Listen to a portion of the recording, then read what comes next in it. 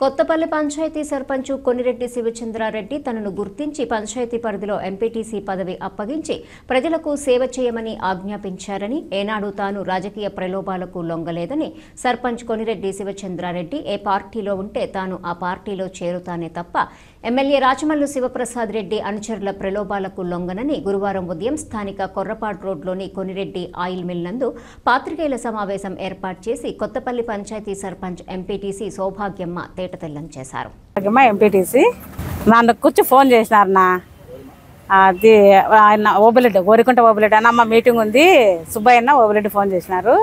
మధ్యాహ్నం మీటింగ్ ఉంది, నువ్వు సీను రాండిమ్మా అని చెప్పినారు. వస్తానమ్మని పోయినాము. పోయిన తర్వాత ఒక 10 నిమిషాలకు అర్ధ గంటకు ఎమ్మెల్యే గారు వచ్చారు. ఎమ్మెల్యే గారు వచ్చి మా భాగ్యమ్మ మా గూటికే చేరినాడు. సరే అనుకున్నా. అప్పుడు అడిగినా నన్ను, నువ్వు ఎట్లుంటావు తల్లి అంటే, నేను ఇప్పుడు వైఎస్ఆర్లోనే కదా ఉండేది, ఎట్లా లేను కదా అన్నా. అంటే నీ ఇష్టం ఏమిటంటే నీ ఎప్పటికీ వైఎస్ఆర్ పట్టుకున్నా శివన్న అన్నాడు. శివన్న కథ ఇంకా నాకు తెలియదున్నా అని చెప్పిన. ఇప్పుడు శివన్న నన్ను పిలిచినాడు.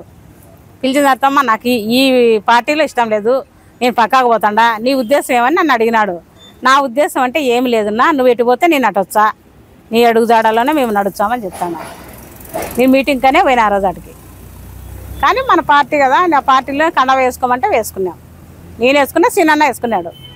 ఆ డబ్బుల విషయం అయితే చెప్పినారన్నా, కానీ నేను డబ్బులు అయితే వాళ్ళు నాకు రూపాయిలే, నేను తెచ్చుకోలే. నా మీద అయితే చల్లినారు బుడదైతే.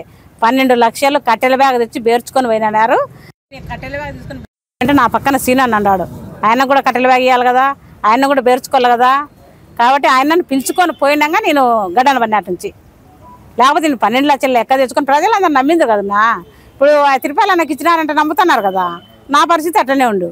నేను సీనుని పక్కన పెట్టుకున్నా కాబట్టి, నాతో బట్టి చోట ఎంపీటీసీని పక్కన పెట్టుకున్నా కాబట్టి, ఆయన పక్కన నా పక్కన కాబట్టి లెక్క వచ్చిందా రాలేదని ఆయనకు తెలుసు, నాకు తెలుసు. పోను డబ్బులు ఇచ్చే ఫస్ట్లో చెప్పినప్పుడే చెప్పినా, అన్న పిలిచి అడిగినాడు నన్ను. కొన్నిరెడ్డి శివసేన అయ్యన్న పిలిచినాడు, రాజమల్లి అన్న పిలిచి, శివసేన రెడ్డి అన్న పిలిచి, అమ్మా వాళ్ళందరూ ఇట్లా అందరినీ పిలిచినారు వార్డు నెంబర్లన్నీ, నువ్వేమన్నా పోతావమ్మా అని నన్ను అడిగినాడు.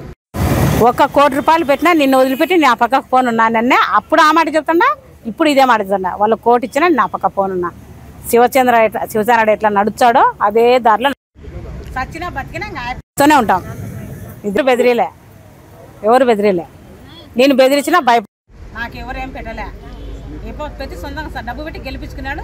ఏదనంటే ఈయనకు నేను ఏదన్నా భయపడాలన్నా ప్రసాద్ ఈయనకు తీయాలి, కానీ నాకు అందరూ ఎవరు బెదిరించాల్సిన అవసరం లేదు, నేను భయపడాల్సిన అవసరం నాకు లేదు. మీడియా మిత్రులు, కొత్తపల్లె గ్రామ పంచాయతీలో మొన్నటి దినం శివచంద్రారెడ్డికి కొత్తపల్లె పంచాయతీలో భారీ షాక్. ఎవడు భారీ షాక్ రేపు తెలుస్తుంది. రేపు రాబో ఎలక్షన్లలో ఎవడికి ఎంత షాక్ వచ్చేది ఎంత తెలుస్తుంది. నేను పెట్టి నా భిక్షతో గెలిచినటువంటి వారు వార్డు నెంబర్లు, వాళ్ళను ఎంతో ప్రలోభ పెట్టి నువ్వు కొంటున్నావు. నిన్న 50 లక్షలు ఇచ్చావంట ఒక వార్డు నెంబర్కు. 50 లక్షలు ఇచ్చినావు నాకు, 50 లక్షలు ఇచ్చినాడు నాకు తిరుపాలరెడ్డి అనే అబ్బాయి, నాతోడుతుంటాడు. ఇదేందో కర్మ. ప్రొద్దుటూరులో నియోజకవర్గానికి అంతటిగా ఆయన ఎమ్మెల్యే అయితే, కొత్తపల్లె గ్రామ పంచాయతీ ఎన్నుకున్నాడు ఆయన.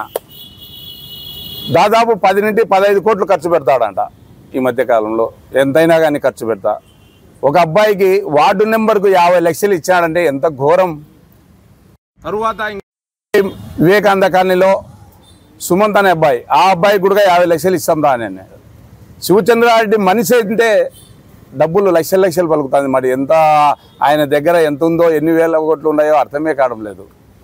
దాదాపు ఈ ఎలక్షన్లో 200 పై అంటే 200 కోట్లు పై అంటున్నాడు ఈ సమాచారం చూస్తే. ఏది ఏమైనా కానీ కొత్తపల్లెలో నీకు మంచి మెజార్టీ తగ్గుతుంది. అది ఎంత అనేది కాదు. త్వరలోనే కొత్తపల్లె గ్రామ పంచాయతీ సర్పంచ్ అంటే ఏంది, శివచంద్రారెడ్డి అంటే ఏంది చేసి చూపించి చేస్తా. నువ్వు నన్ను ఇంత ఇబ్బందులు పెట్టినప్పుడు కానీ నేను భయపడలే. ఇట్లాంటి పనులు చేసి ఇంకా ఎందరిని కొంటావో కొను, నీ బుద్ధి పుట్టినట్టు కొంటాడు. ఆ అబ్బాయి, ఆ తిరుపాలరెడ్డి అనే అబ్బాయి నన్ను అడిగినాడు, అన్న 50 లక్షలు ఇస్తారంట, నేను పోవాలన్నా చేయాలని. నీకు 50 లక్షలు లెక్క వస్తే తీసుకోవరా, బాగుపడు పో. ఆ అబ్బాయి అంటాడు, నా ఇంట్లో మా భార్య కూడా పేదన్నా, నువ్వు చెప్పినట్టే వేస్తారు ఓట్లు అన్నారు. నీకు అది విషయం. 50 లక్షలు నువ్వు తీసుకున్నా. ఆ అబ్బాయి నాతో అనడం మాట, మా ఇంట్లో మా నాయన ఉన్నారు, నాకు 2 కూతుళ్ళు ఉన్నారు, మా భార్య ఉంది. వాళ్ళు కూడా వేరు ఒకటి. నువ్వు చెప్పిన వాళ్ళకే వేస్తారు. ఎందుకంటే నువ్వు పెట్టిన భిక్షే. పిల్లప్పటి నుండి నేను ఏమీ లేకుండా నుంచి కూడా నువ్వు నన్ను సాగి ఆదరించి నన్ను వార్డు నెంబర్గా గెలిపించావని చెప్పి ఆ అబ్బాయి చెప్పుకొనే పోయినాడు. అంటే 50 లక్షలు నువ్వు ఇస్తావంటే నేను ఇవ్వలేదని చెప్పాను. బాగుపడిపో అని నేను చెప్పి గంటాపదంగా చెప్పాను. చూడు, ఒక వార్డు నెంబర్కే 50 లక్షలు నువ్వు ఇస్తున్నావంటే నువ్వు ఎమ్మెల్యేగా ఉండి కొత్తపల్లె గ్రామ పంచాయతీలో ఎంతమంది ఉన్నారు, ఎన్ని కోట్లు ఖర్చు పెట్టాలనుకుంటున్నావు, ఎన్ని కోట్లు ఖర్చు పెట్టినా కూడా నువ్వు ఏమీ చేసుకోలేవు.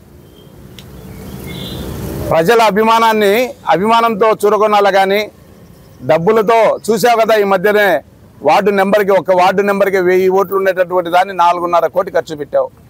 4.5 కోటి ఖర్చు పెట్టినా గెలుచుకున్నావా? గెలుచుకోలే. అవునా? ఏమి కాదు.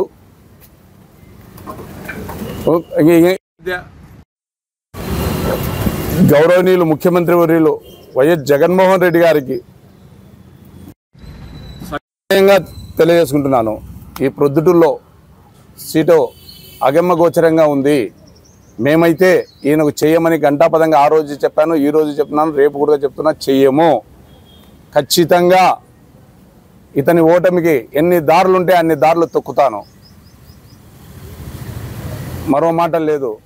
ఖచ్చితంగా ఓటమి పాలు చేసేదాకా నిద్రపో.